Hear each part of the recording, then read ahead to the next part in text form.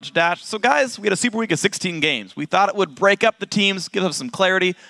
Only brought the top 5 teams closer together, which is nice. Camaraderie is always family. Good. Yeah, we're all closer together now. First place, 4-way tie. Why the heck not? CLG, Dignitas, LMQ, and TSM, all 11-7. And then just one game back in 5th place, it's Cloud9, followed by Curse in 6th. And only 2 games back down the line, it's going to be 7th place Complexity and Evil Geniuses sitting in last. Now, there have been a ton of great plays to sort through this week, but here are a few players who stood out as phenomenal. Up first in the top lane, Zion Spartan. Even when he's behind, he still finds ways to help his team win, and Dignitas once again end the week tied for first place. Amazing, had 2 really big Elise games, and he remains undefeated on that champion. He also added in a win with Jarvan to go 3-1 this week. Now, Voyboy showed his deep champion pool with strong games on Ryze, Ziggs, and Orianna against 3 of the top 5 teams. OP as AD carry is Robert X. Lee. He came up huge for Complexity with his great Tristana play, and he pulled off another big upset against Dignitas to end the week 2-2. And finally, in support, EpicSkillshot. He turned it on this week and helped his team turn a tough schedule into an opportunity to launch a 3-game winning streak. But at the end of the day, there can only be one MVP, and this week, it is that new support, EpicSkillshot. Curse faced off against 4 teams from the top 5, and with EpicSkillshot's great Thresh and Leona play, they picked up 3 wins, and they looked very good doing it.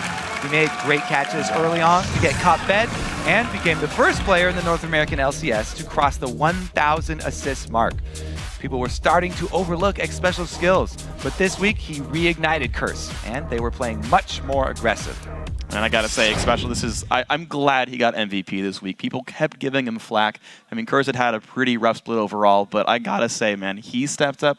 Cop alongside him played well. I know he wasn't on the list of OP players, but like, that Curse lineup looked so good right now, and you've got a couple weeks left to push and go for a good seed in the playoffs. And you heard him on the analyst desk. Oh, man. They are confident now, too. Yeah, they're looking good. The confidence he was given to his teammates as well. He's like, man, I want people to realize when my teammates are like doing really well. He's like, man, I want people to say, Voyboy, you're awesome. And like, yeah, he also good said, environment. I want people to fear me. I want people to fear him. Hey, man, they started playing a lot better. They beat up some good teams there. Of course, next week the action gets underway with a brand spanking new LCS preview show, followed by the European LCS. And kicking off their day is Roccat versus SK Gaming, followed by the Wolves from Copenhagen taking on Gambit. And be sure to stick around for the return to the European Challenger Series with a best-of-3 quarterfinal showdown between H2K versus GG Call Nash.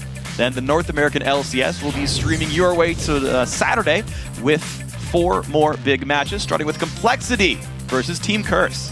After that, Evil Geniuses will square off against Cloud9, then Counter Logic Gaming will battle it out with TSM. We'll conclude the day with the North American Challenger Series featuring a quarterfinal showdown between the new Team Coast and Team Denial.